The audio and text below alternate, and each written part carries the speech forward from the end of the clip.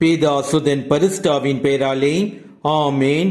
மரியே வாழ்க என்ற இறை வார்த்தை பாம்புகளையும் தேள்களையும் மிதிக்கவும் பகைவரின் வல்லமை அனைத்தையும் வெல்லவும் உங்களுக்கு அதிகாரம் கொடுத்திருக்கின்றேன். உங்களுக்கு எதுவுமே தீங்கு விளைவிக்காது. Listen, I have given you authority so that you can walk on snakes and scorpions and overcome all the power of the enemy and nothing will hurt you.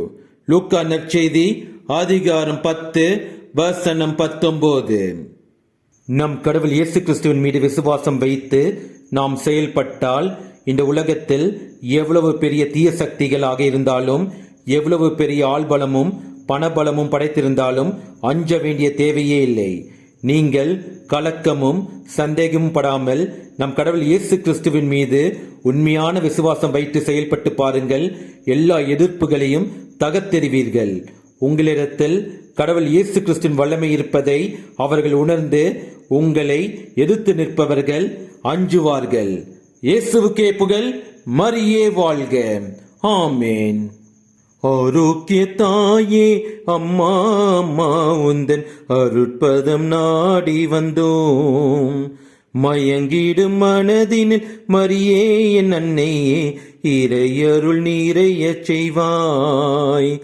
ஆரோக்கிய தாயே அம்மா அம்மா உந்தன் அருட்பதம் நாடி வந்தோம். மயங்கிடும் மனதினில் மரியே என் அன்னையே இறையருள் நிறையச் செய்வாய்.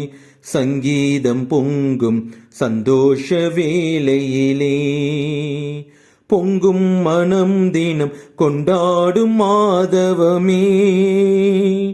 சங்கீதம் பொங்கும் சந்தோஷ வேளையிலே பொங்கும் மனம் தினம் கொண்டாடும் மாதவமே.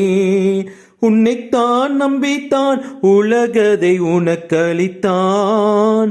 தேவன் வியந்தான் மகிழ்ந்தான் உன் பெருமை எண்ணித்தான். ஆரோக்கிய தாயே அம்மா அம்மா உந்தன் அருட்பதம் நாடி வந்தோம். மயங்கிடும் மனதினில் மரியே என் அன்னையே இறையருள் நிறையச் செய்வாய்.